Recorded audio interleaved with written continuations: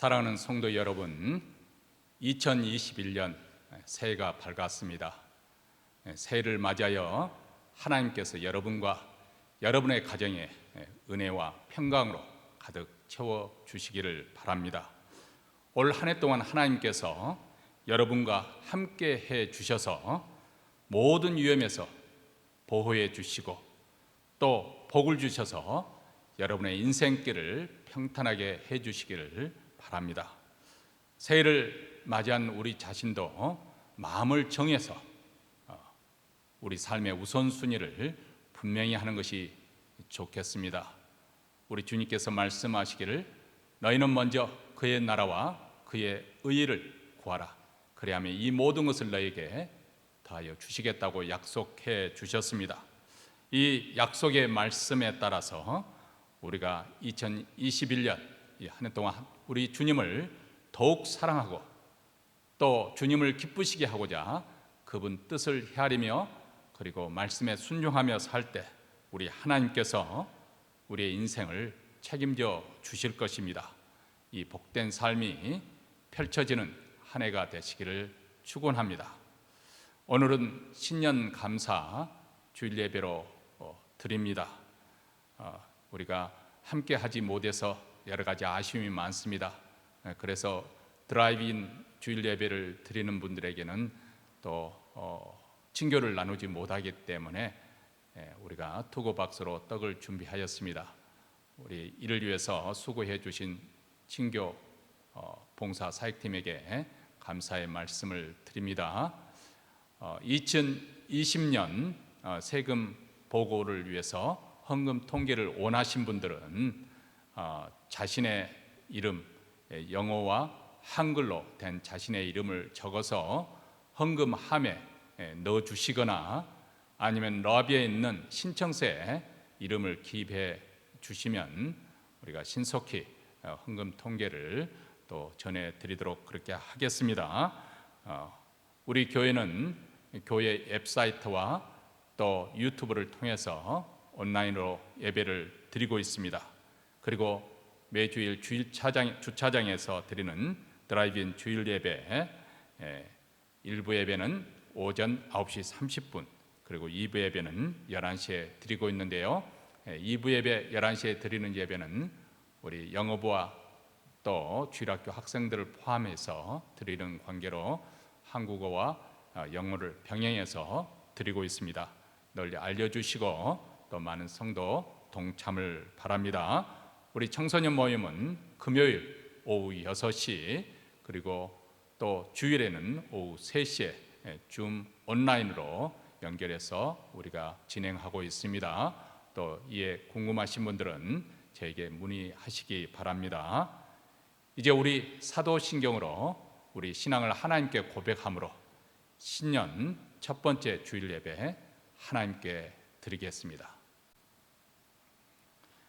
전능하사 천지를 만드신 하나님 아버지를 내가 믿사오며 그의 아들 우리 주 예수 그리스도를 믿사오니 이는 성령으로 잉태하사 동정녀 마리아에게 나시고 본디오 빌라에게 고난을 받으사 십자가에 못 박혀 죽으시고 장사한 지 사흘 만에 죽은 자 가운데서 다시 살아나시며 하늘에 오르사 전능하신 하나님 우편에 앉아 계시다가 저리로서 산 자와 죽은 자를 심판하러 오시리라. 성령을 믿사오며 거룩한 공예와 성도가 서로 교통하는 것과 죄를 사하 주시는 것과 몸이 다시 사는 것과 영원히 사는 것을 믿사옵나이다. 아멘. 찬송가 53장 하늘에 가득 찬 영광의 하나님, 우리 새 첫 번째 찬양 우리 하나님께 올려드리겠습니다.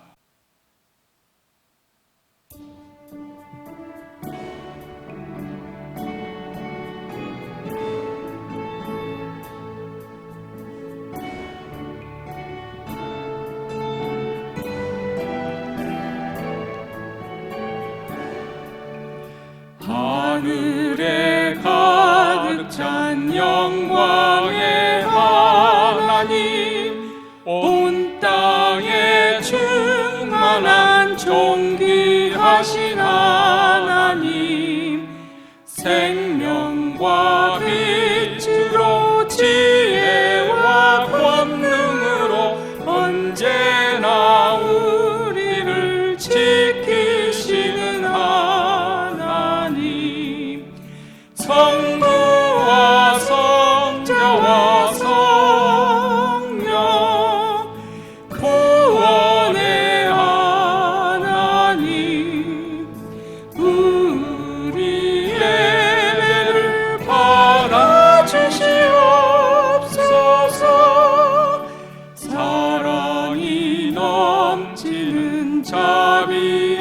되신 하나님, 은혜가 풍성한 구원의 하나님, 자매의 심령의 평안을 주옵시고 죄악의 허물을 용서하여 주소서.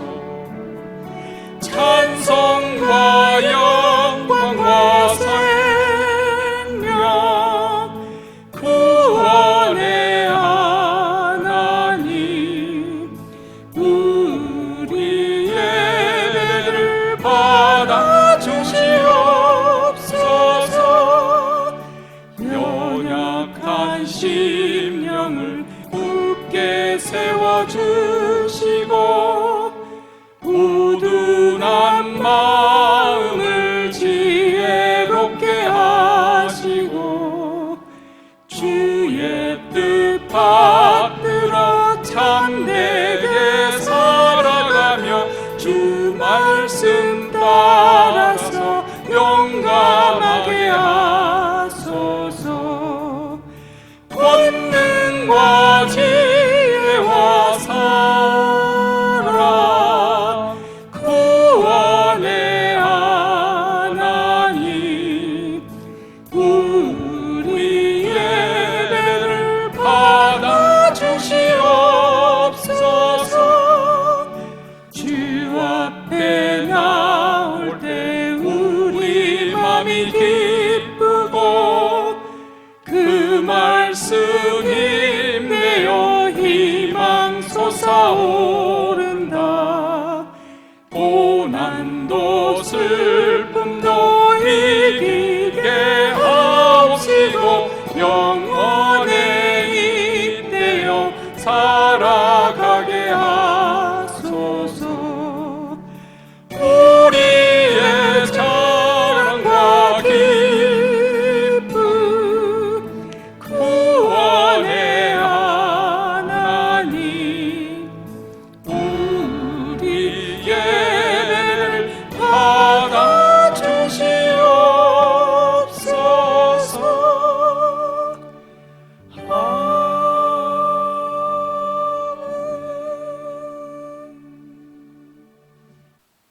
이 시간에는 우리를 대표해서 임준난 장로님께서 하나님께 기도해 주시겠습니다. 존귀와 영광 받으시기에 합당하신 하나님 아버지, 은혜를 감사드립니다. 2021년 첫 주일을 예배로 드릴 수 있게 하여 주신 하나님께 감사와 찬양과 영광을 돌려드립니다. 지난 한 해에는 많은 어려움 속에서도 우리를 건져주시고 축복하여 주심을 감사드립니다. 새해에는 하늘의 영광이 가득하고 이 땅 위에 은혜로 충만한 한 해가 되게 하여 주시옵소서. 슬픔과 고통과 괴로움 그늘 속에서 사는 인생들이 오매 평안과 쉼을 주셔서 하나님께서 백성들의 위로하시고 사랑하심을 알게 하셔서 깨닫게 하여 주시옵소서. 그리하여 하나님을 사랑하되 마음을 다하며 성랑하게 하시고 힘을 다하여 충성함으로써 하나님의 뜻을 이루어가는 충성스러운 주의 일꾼들 되게 하여 주시옵소서. 주의 백성들 가운데 특별히 장로로, 권사로, 집사로 불러 세워주신 일꾼들에게 더욱 능력을 더하여 주셔서 언제든지 주어진 사명을 다 이루게 하시고 그 가운데 만족과 평안과 은혜가 있게 하여 주시옵소서. 하나님 제일주로 살아갈 때 인생의 삶에 있어서 풍요로움과 은혜로움을 주시는 걸 알고 있사오니 언제나 피곤치 않는 생활이 되게 하시고 다른 박질을 하여도 엎드러지지 않고 오직 주님만을 향하여 나아갈 때 나의 힘이 되신 여호와의 은혜 가운데서 새 힘과 새 능력을 주신다는 것을 깨닫게 하여 주시옵소서. 아버지 하나님, 주의 백성들 양무리를 이끌어 가시는 사자 이강 목사님, 불철주야로 기도하시며 애쓰시는 주의 사자에게 능력의 종 삼아 주시고 영육간에 늘 강건하게 하여 주시고 말씀의 은혜를 임할 때마다 하나님의 능력이 나타나게 하여 주시옵소서. 은혜의 말씀을 듣는 저희들 영의 양식으로 받아 금년 한 해에도 승리하는 저희들 되게 하여 주시옵소서. 각자 아버지 하나님께 기도로 간구하는 것 모든 것이 응답되는 한 해가 되게 하여 주시고, 코로나 바이러스로 믿음의 연단을 우리 보시는 하나님, 믿음으로 정금같이 나올 수 있도록 아버지 하나님 승리하는 우리 모두가 되게 하여 주시옵기를 간절히 바랐고 원합니다. 코로나 바이러스가 하루속히 종결되어서 하나님 앞에 나와 얼굴을 맞대고 찬양으로 아버지 앞에 영광 돌려드리며 예배할 수 있는 시기가 하루속히 오기를 간절히 바랐고 원합니다. 사모하는 주의 백성들 기도로 아버지 앞에 부탁하오니 응답하여 주시기를 간절히 바라옵고 예수님 이름 받들어 기도드렸습니다. 아멘.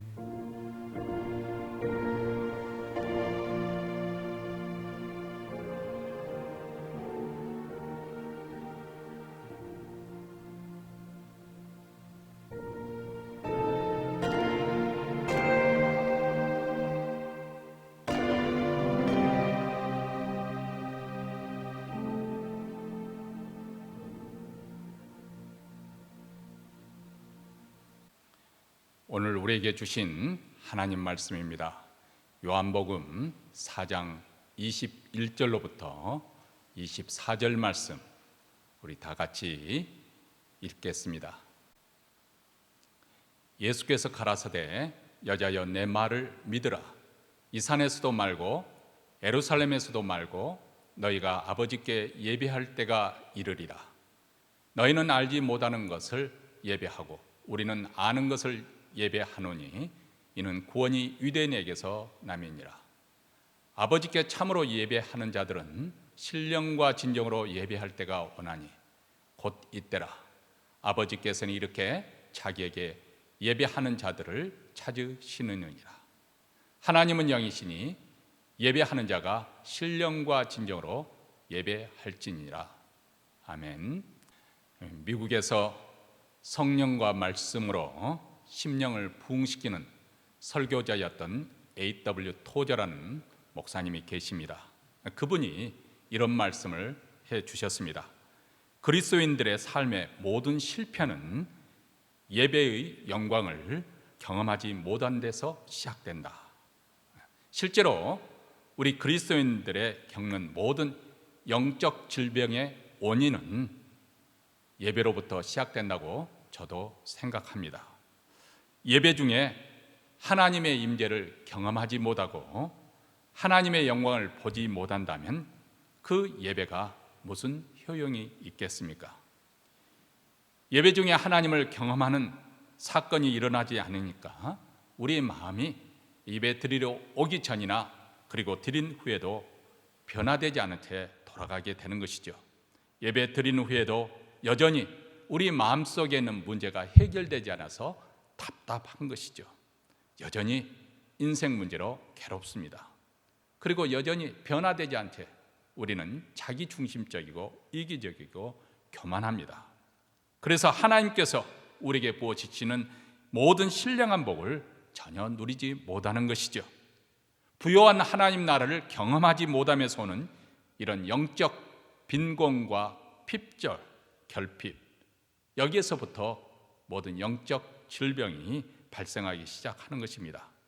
그래서 우리는 새해를 맞이해서 우리의 감심사는 어떻게 하면 예배를 통해서 내가 하나님의 은혜의 강물에 푹 적실 것인가? 예배를 통해서 어떻게 내게도 하늘 문이 열리고 닫힌 귀가 뚫리고 막힌 심령이 확 뚫리는 그런 역사가 일어날 것인가? 여기에 우리가 관심을 둬야 될 줄로 믿습니다. 물론 새해에도 코로나 바이러스 백신을 통해서 하루속히 코로나 팬데믹 현상을 극복되기를 우리는 원합니다. 또 경제가 속히 회복돼 우리 정상적인 우리가 생활로, 그래서 예전처럼 다시 일상생활로 돌아가기를 원하지요. 그런데 우리 그리스도인들은 이 땅에 최종 목표를 두고 사는 자들이 아닙니다. 또 환경이 달라진다고 해서, 바뀐다고 해서 우리 인생이나 그리고 이 세상이 근본적으로 변화되는 것도 아닙니다. 그래서 우리는 우리 인생의 초점을 언제까지나 언제든지 바로 영원하신 하나님께 두고 있는 것이죠. 왜냐하면 하나님은 결코 우리가 우리에게서 만홀히 여김을 받으실 그렇게 시시한 분이 아니시기 때문에 그렇습니다. 그분은 이 우주 만물을 창조하고 또 만물을 지금도 붙들고 유지하고 계십니다. 이 세상과 역사를 주관하신 분이 하나님이십니다. 또 우리를 구원하시는 전능자 하나님이십니다.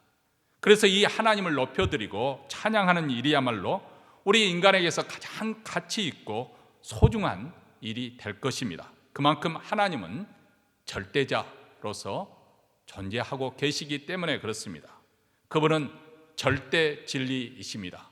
그리고 절대 아름다움 속에 계시는 분이시고 절대 선이 가지고 계십니다. 그래서 그분을 표현할 때 우리는 영광스러운 하나님이라고 말씀하지요. 이 영광의 하나님 앞에서 우리 피조물이 취할 자세는 무엇일까요?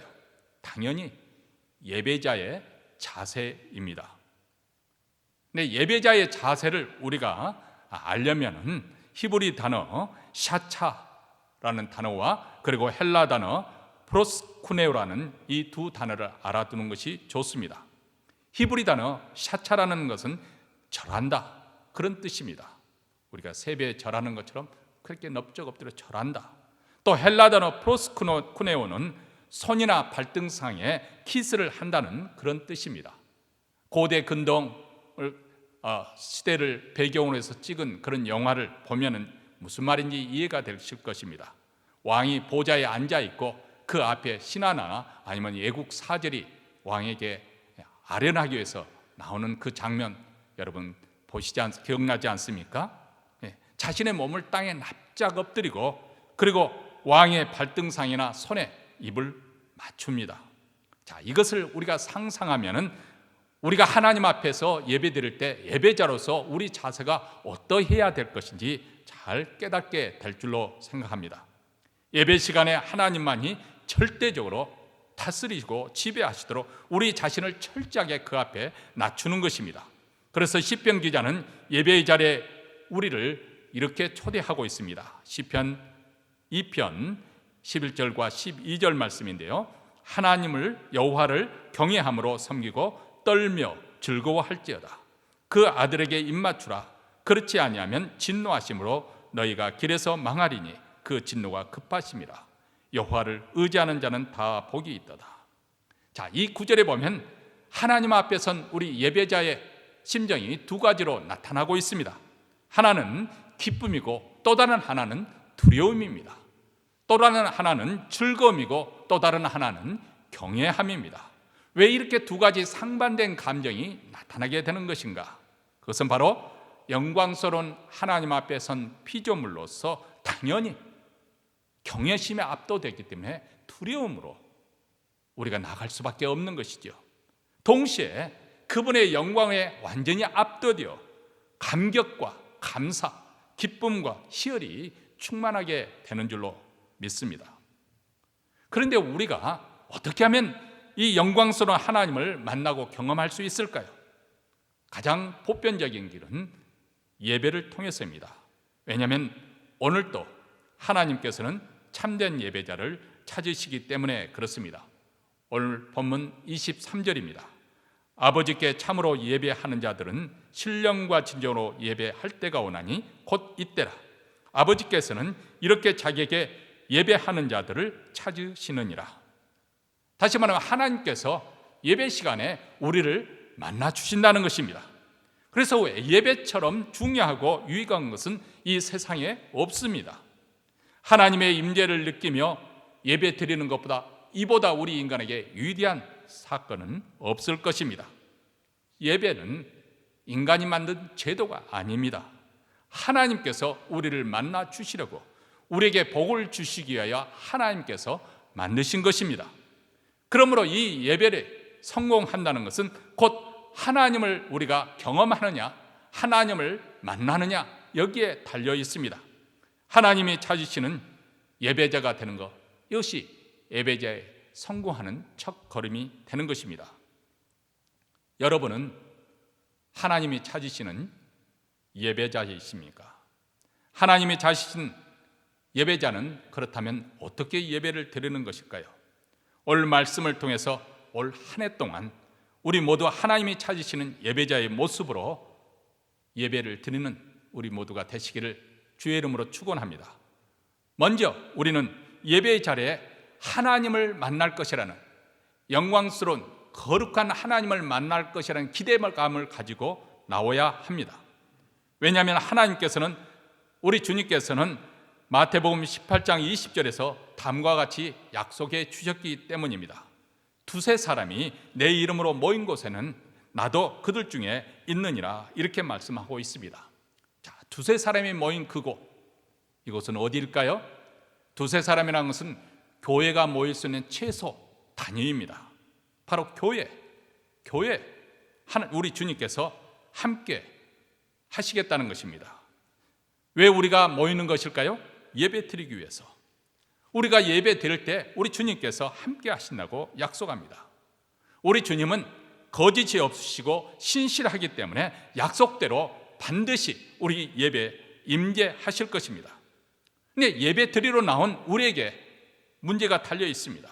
임재하시는 우리 주님을 우리 자신이 만나느냐, 아니면 만나지 못하고 돌아가느냐, 여기에 달려 있습니다. 여러분, 마가복음 5장 25절부터 34절에 보면 12해 동안 혈루증을 앓던 여인이 등장하지 않습니까? 그 당시에 혈루병은 부정한 병이라고 해서 사회로부터 격리되어 있어야 했습니다. 12년 동안 그녀는 병을 고치려보고 이 의원, 저 의원, 이렇게 많은 의원을 찾아가서 치료를 해보려고 시도했습니다. 이제는 더 이상 찾아갈 의원도 없고 돈도 다 떨어졌습니다. 소망이 없는 그런 상황입니다. 바로 그런 때 예수께서 때마침 지나가신다는 소문을 들었습니다. 비록 사람들 앞에 나아갈 수 없는 형편에 있었지만은, 그러나 군중들을 해치고 예수님에게 가까이 다가갔습니다. 그리고 내가 그분의 옷자락만 만져도 내 병이 치유될 것이라는 그런 믿음을 가지고 예수님의 외투자락을 살짝 가만히 쳤다가 놓았습니다. 바로 그 순간 놀라운 기적이 일어났습니다. 예수님으로부터 능력이 그 여인에게 흘러 들어간 것입니다. 그 여인은 즉각 병의 근원이 다 마르고 깨끗이 병 고침 받은 것을 깨달았습니다. 사실 그 당시 예수님의 인기는 어떻게 보면 최고 절정에 달했을 때입니다.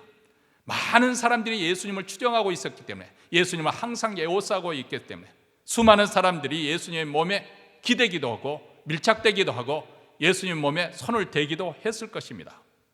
그런데 진정한 의미에서 하나님의 아들로 예수님을 만난 사람은 바로 이 12해 동안 혈루증을 앓던 여인밖에 없었습니다. 다른 모든 사람들은 선지자 예수, 뛰어난 교사, 그리고 선생인 예수, 민중의 기대에 부응해줄 혁명가 예수, 아니면 단순히 목수인 예수를 그렇게 인식하고 만났습니다. 하나님의 아들이신 예수가 아니라 인간 예수를 만났을 뿐입니다. 그런데 이 여인은 하나님의 아들로 믿고 그 믿음으로 예수님을 옷자락을 받아 잡았습니다. 바로 이 믿음 때문에 이 여인은 능력의 주님, 치유의 주님, 구원의 주님을 만나게 된 것입니다. 예배드리는 이 시간 우리도 마찬가지입니다. 주님은 약속하신 대로 반드시 우리 가운데 임재하십니다. 그런데 주님의 임재하심을 믿지 않냐고 예배드리기 때문에 우리는 하나님을 경험하지 못하고 그냥 돌아갈 수 있습니다. 생각해 보시기 바랍니다. 1년 365일 동안에 50여 차례 우리가 주일 예배 드리는데 그저 의무적으로 습관적으로 나오는 경우 얼마나 많습니까? 그렇기 때문에 우리는 귀한 예배를 낭비하는 셈이 됩니다. 그래서 히브리서 기자는 우리에게 하나님께 나올 때 믿음을 가지라고 권면하지 않습니까? 히브리서 11장 6절입니다. 믿음이 없이는 기쁘시게 못하나니 하나님께 나아간 자는 반드시 그가 계신 것과 또한 그가 자기를 찾는 자들에게 상 주시는 이심을 믿어야 할지니라. 믿음 없이는 하나님을 기쁘게 해드릴 수 없습니다.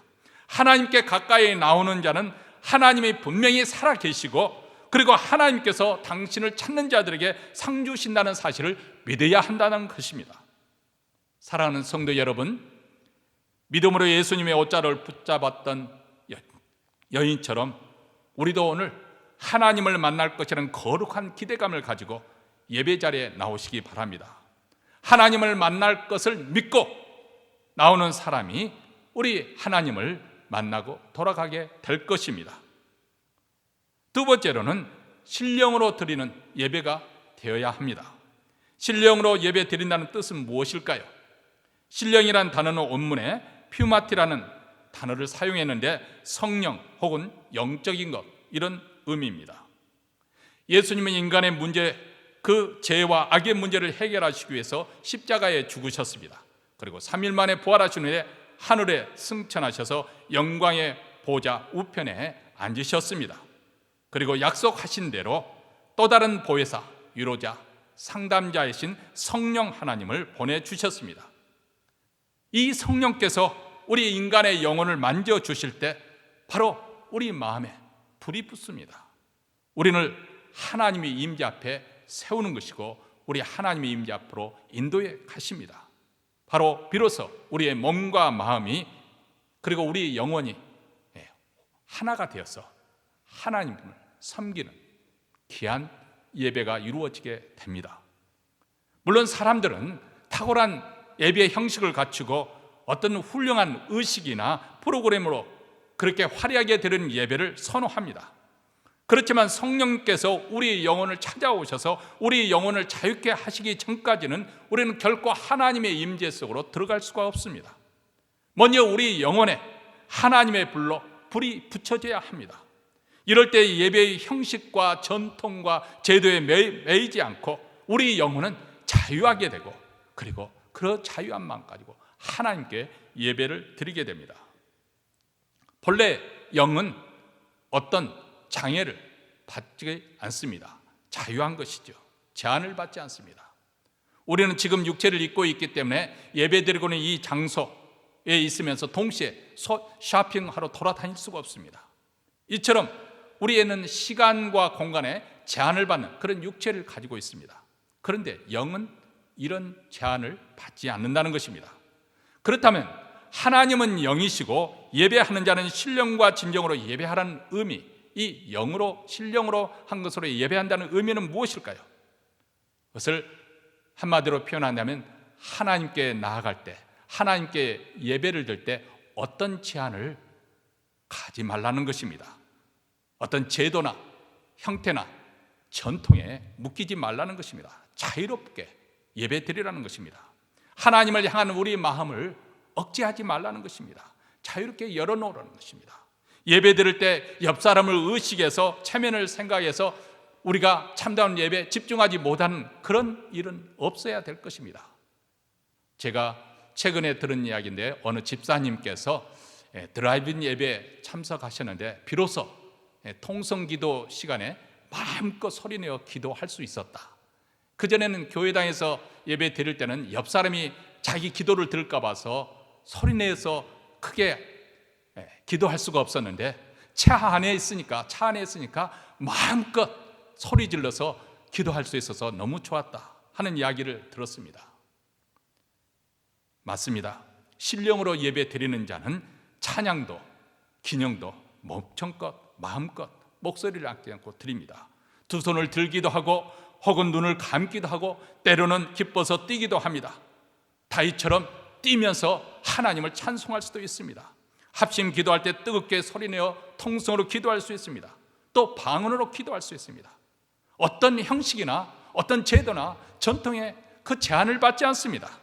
자유롭게 하나님께 의지하면서 오직 하나님께만 집중하는 것이므로, 그러므로 자신의 어떤 경험, 자신의 이론, 자신의 어떤 그 사고방식, 그것에 사로잡히지 않고 그것을 주장하는 대신에 영이신 하나님께 우리는 자유롭게 마음을 열고, 그리고 성령의 인도하심 속에, 진리 가운데 인도하시는 성령의 도우심으로 우리는 예배의 자리로 나와야 됩니다. 이것이 신령으로 드리는 예배이고 하나님께서는 이 예배를 받으심을 믿습니다. 세 번째로 진정으로 드리는 예배입니다. 진정이라는 이 말은 알레테이아라는 헬라어 단어인데요, 진실, 진리, 실체라는 그런 의미입니다. 다시 말하면 우리가 하나님께 예배 드릴 때 우리 마음에 진정성이 있어야 된다, 진실한 마음을 가지고 나와야 된다, 그렇게 말씀합니다. 우리가 사람들끼리 이야기할 때도 그렇지 않습니까? 마음에도 없는 말, 그런 말은 하지도 마라, 그런 말을 합니다. 속으로는 그렇지 않으면서도 겉으로 번드러게 그런 척할 때 우리가 그런 말을 씁니다. 사람은 영적인 존재라서 이 사람이 진실을 말하고 있는 것인지 아니면 거짓으로 꾸며서 말하고 있는 것인지 본능적으로 느낌이 옵니다. 아무리 그럴듯하게 꾸며서 말을 한다면 그 안에 그 사람의 마음에 진정성이 없다고 한다면 우리 마음에 감동이 없습니다. 그런데 진심에서 우러나는 말은 우리 마음에 와닿게 되는 것이지요. 이처럼 우리가 하나님 앞에 나오게 될 때 정말 정직하고 솔직하게 그런 마음을 가지고 하나님께 나오는 것입니다.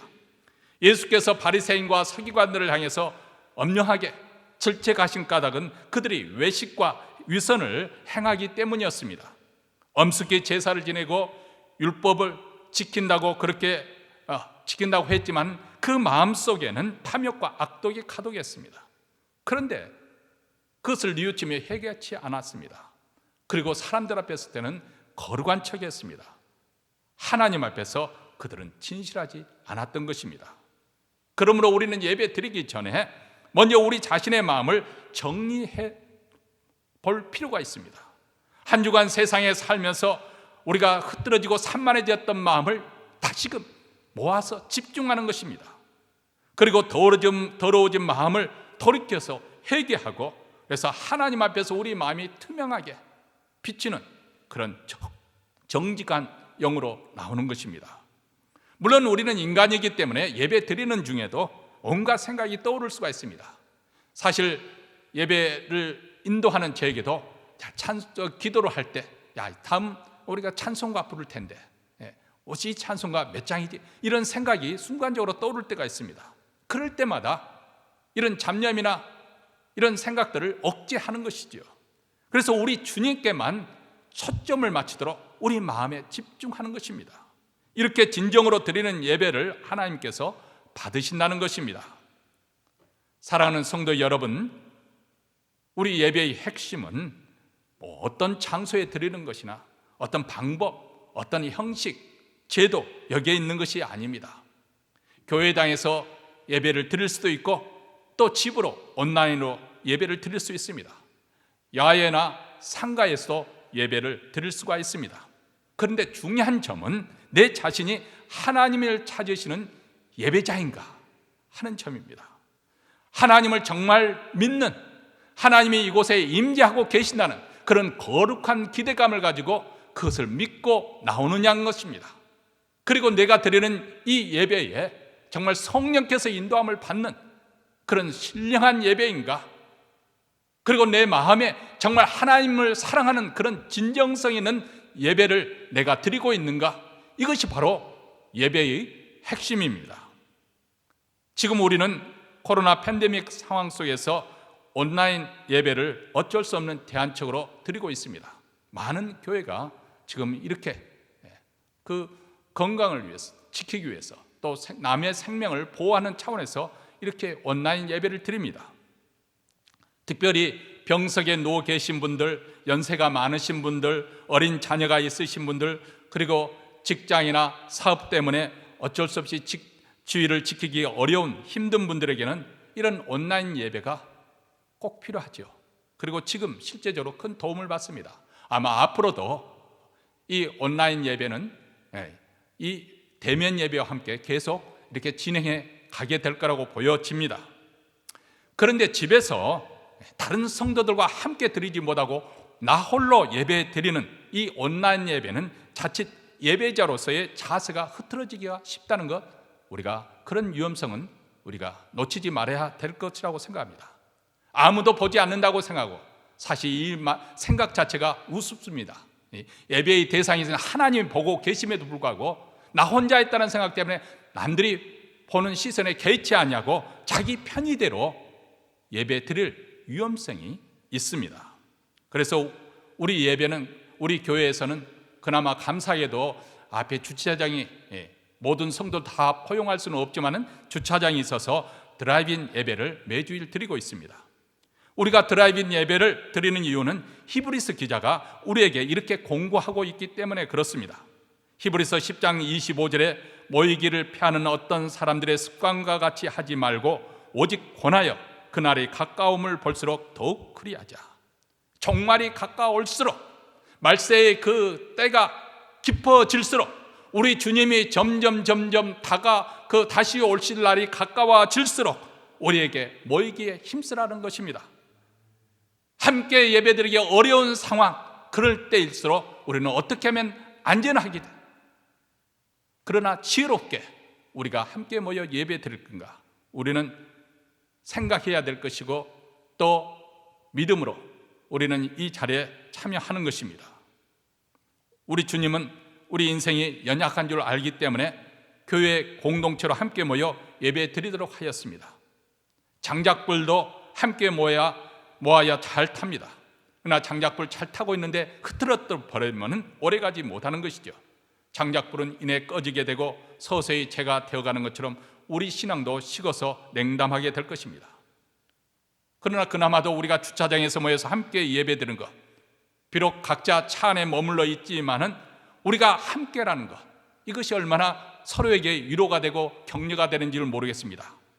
이렇게 함께 예배드리는 그곳에 바로 우리는 비로소 우리가 하나님의 백성이라는 것을 선포하고 또 우리 가운데 하나님이 함께 하신다는 것을 확신하고 또 우리가 그리스도의 몸이라는 것 사실을 확인하는 중요한 자리가 되는 것입니다. 우리는 이 예배를 통해서 코로나 팬데믹이라는 어려운 상황에서도 크게 위로를 받고 있습니다. 사랑하는 성도 여러분, 예배는 마치 심장에서 피를 펌프질해서 온몸에 내보는 것과 같습니다. 만약 심장의 펌프질이 시원치 않으면 몸 안에는 세포나 조직이나 기관이 타격을 받게 될 것입니다. 심장이 튼튼해야 온몸에 피를 팍팍 그렇게 공급해 줍니다. 그래야 몸 안에 있는 모든 세포에 골고루 산소와 영양소가 공급이 되어서 신진대사가 잘 이루어지게 되어 있습니다. 이처럼 예배는 우리 영적 생활에 심장 역할을 합니다. 예배가 살아있으면 나와 하나님과의 관계가 생동감이 넘치게 되는 것입니다. 예수 그리스도 그분이 살아 역사한다는 것이 생생하게 느껴지게 됩니다. 그리고 성령께서 내 인생을 인도하신다는 사실이 분명하게 인식이 되어집니다. 영적인 삶에서뿐만 아니라 우리 삶의 전 영역에서도 생계와 활력을 얻게 되는 줄 믿습니다. 우리 삶에 만족감이 넘치게 되고 기쁨이 있게 되고 즐거움이 있게 되고 감사가 넘치는 삶으로 화하게 됩니다. 왜냐하면 예배가 그 삶에 활력을 불어 넣어주기 때문에 그렇습니다. 직장에서도 사업터에서도 열정을 가지고 일을 할 수가 있는 것이고 또 우리 가정생활에도 바로 우리 하나님께서 주시는 은혜로 말미암아 화평해지고 더욱 은혜가 넘치게 되는 것입니다.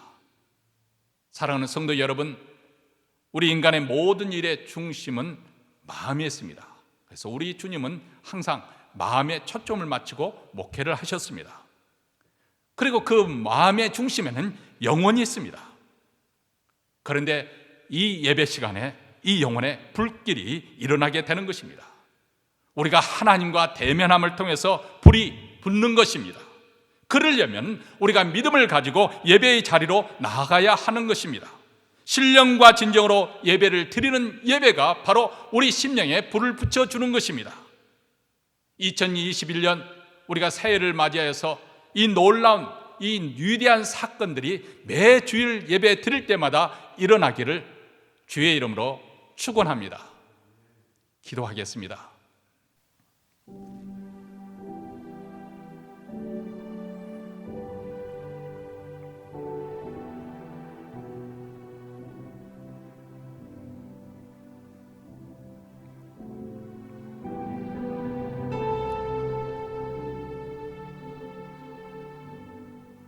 사랑하는 성도 여러분,